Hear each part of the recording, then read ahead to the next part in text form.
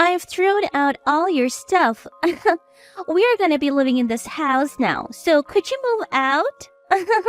When I called our home, Betty picked up and dropped this bombshell on me. Honestly, I couldn't grasp what she was talking about. I mean, I didn't even have anything in that house. Look, I'm divorced and living in France right now. All my belongings are here in France. So there shouldn't be anything of mine back there. Whose stuff did you throw out? Huh? Betty froze in surprise and the call fell silent. The belongings Betty claimed to have thrown out were quite extraordinary. My name is Mary. I'm 23 and I work as an artist.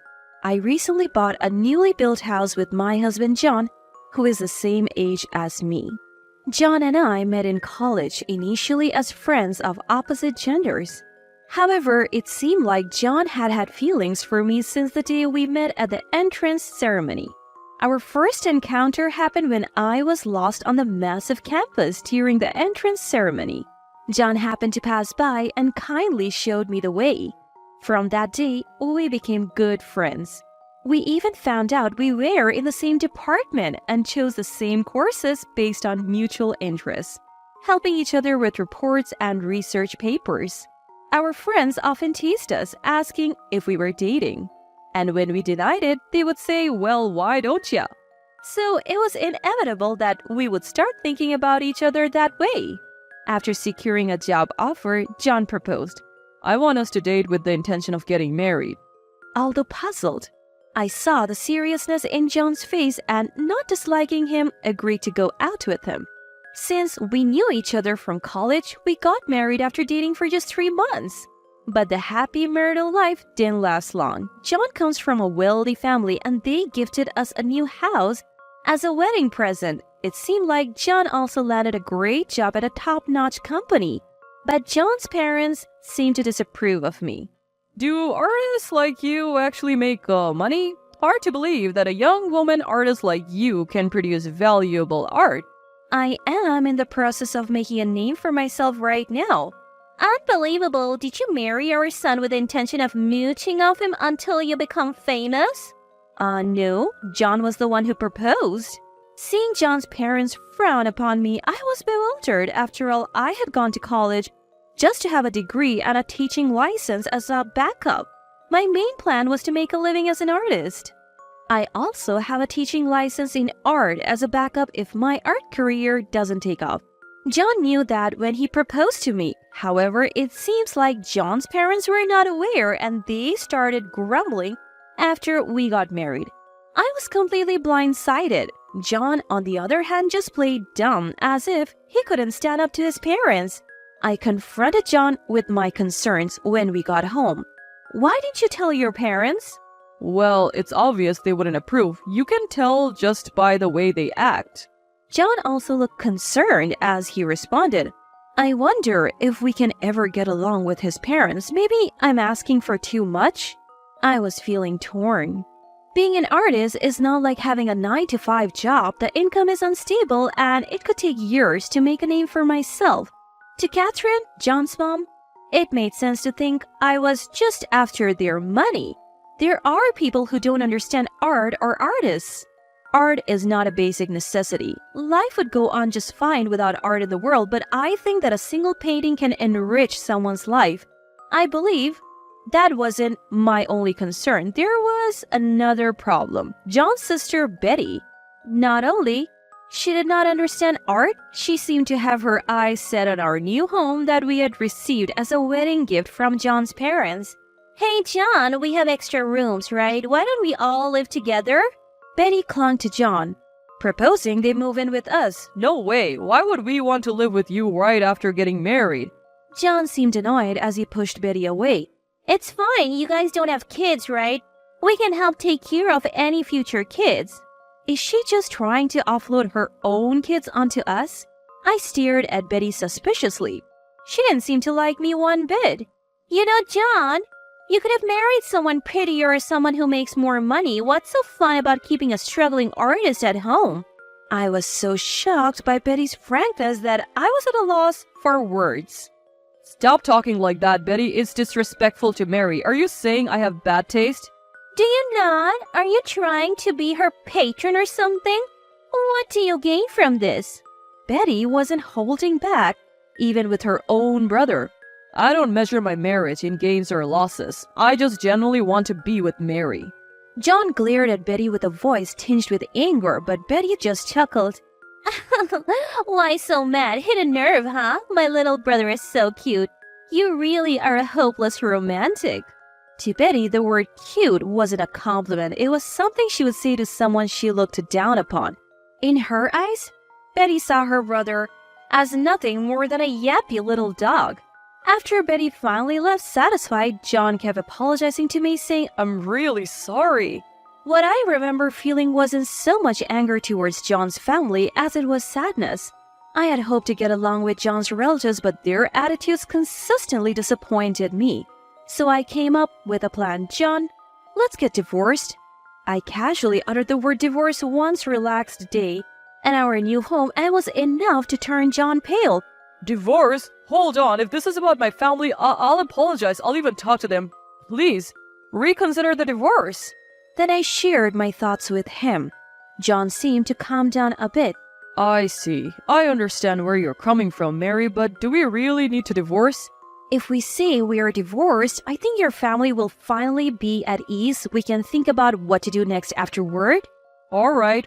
So we told John's parents we were divorcing. Both father-in-law and mother-in-law were thrilled. Finally, John has come to his senses. Told you, this wouldn't last with a woman like her. John and I clenched our fists on our laps, hiding our true feelings as we endured. I'll be going on business trip to our office in France, so I'll be away for a while. After that, I intend to divorce Mary officially. In the meantime, Mary will look after the house. Then can I stay at the house too? Leaving her alone makes me nervous. She looks like she would steal. Betty, who had been at the in-laws' house, seized the opportunity. More than angry for being treated like a thief, I felt like the trap was set and the prey was caught. Sure, we have a spare room. You're welcome to stay. You're so arrogant welcoming me when you're about to lose this house? I just flashed a frustrated smile, holding back the words that she was the arrogant one. Say whatever you want. After this, we are going to be beyond your reach. And so, John flew off to France, leaving Betty and me in the new home. The next day, I made a proposal to Betty. Betty, I have a favor to ask. Turns out I've been invited to travel by a friend back home. Can you look after the house while I'm gone? Even though John asked you to. Betty started, then suddenly fell silent and smirked. Sure, I'd be happy to help. I'll take care of this house. Have a safe trip. I handed Betty the keys, packed my bags, and left the house. So, this is goodbye to our new home. Though I felt a twinge of regret, I made sure not to look back and headed for the airport. And a week later, I decided to call Betty. Betty, how's everything at home? Oh, I threw out your stuff. My stuff? From now on, my husband and I will be enjoying this home just for ourselves. No place for you to come back to. Betty was after our new home all along. Why don't you just live at your friend's place back in the countryside, although having a parasitic artist like you must be a hassle, huh? I'm sorry, actually, I lied. What? Betty was genuinely surprised by my sudden confession. What do you mean lied? Right now, I'm not at a friend's place in the countryside. I'm in France. What? France? Yup, sis. She's with me now. John's voice interrupted, coming through the speakerphone. What's going on? Weren't you two getting a divorce? We did divorce to submit our marriage papers in France. Over the past few days, John and I were bustling about to prepare for our life in France. We both got short-term visas. John went ahead to secure our new home, and all our stuff was shipped over. Then we switched from short-term visas to residency permits and decided to live in France. We thought that even the in-laws wouldn't chase us overseas. We haven't told John's parents where in France we are. No matter how wealthy he is, they wouldn't come searching for us. Without reason, especially when they think we are divorced. John going to the French branch was true, but it wasn't for business. It was an overseas assignment he wanted. And so we started our life together again by getting married in France. By the way, Betty, whose belongings did you throw away? I don't know. I thought they were yours. There were weird paintings, like oil paintings. The moment I heard oil paintings, it clicked. Ah, so those belongings must be Dad's. What? Why is Dad's stuff at your place? Henry asked us to store them. He ran out of space. Henry, dubious about a young woman like me making it as an artist, collected oil paintings himself, but there's only so much space to display art. Henry's collection had outgrown his home, so he targeted ours. It's our new home. We can use it how we want. He had said and stored his collection in one of our rooms. Hey, did you hear that? Go get those paintings from the dumpster now. Betty's voice flipped as she yelled, presumably at her husband. But in the end, the paintings Betty had thrown away had already been picked up. What do I do now if Dad finds out? Henry was a wealthy and powerful man. Turns out, even within a family, he was someone you wouldn't want to cross. You caused all of this. What are you going to do about it? Excuse me? How is this my fault? You're the one who threw away a painting that belonged to someone else, aren't you? Shut up! Just shut up! Fix this. What are we going to do now? Betty was just hysterical, shrieking and wailing. Clearly, she wasn't capable of solving this problem. Well, it's none of our business anymore, haha. Good luck with that, sis. Bye. And with that, we ended the call. So here's the epilogue. In the end, it came to light that Betty had secretly thrown away Henry's art collection, and she was subsequently ostracized by the family. Not only that, but she also hit with a bill for the value of the discarded paintings, a debt she couldn't possibly pay. Even her husband, who had been eyeing Henry's assets, had enough and saddled her with more debt before demanding a divorce. It turned out Betty's marriage was just as transactional as she had claimed. Since then, Betty has been living a lonely life in a small, rundown apartment, barely making ends meet with part-time jobs. Luckily for us, she doesn't have the means to chase us to France for revenge. Wondering how we know about Betty's tough times in New York? She calls us to vent her grievances. You would think international calls are expensive, but hey, not my problem. I hate you so much. If you ever come back to New York, you're not forgiven.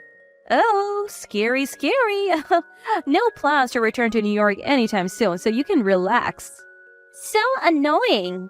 In France, there are a few conditions, but generally, you can become a naturalized citizen if you have lived here for over 5 years. John and I are considering just that. We have no lingering attachment to New York. I continue to study art in the city of Paris, a haven for artists.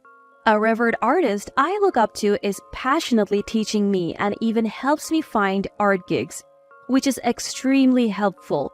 My reputation is gradually growing, and I'm currently swamped preparing for my own solo art exhibition. John's job at the France office is going well, too.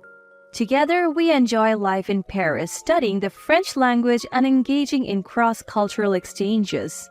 Paris is a melting pot, and John and I have befriended people from diverse backgrounds, not just fellow Americans. This multicultural experience offers a fresh thrill we never felt in New York, fueling our creative energies. Next vacation, John and I are planning to visit the Louvre Museum to gain inspiration for my next artwork.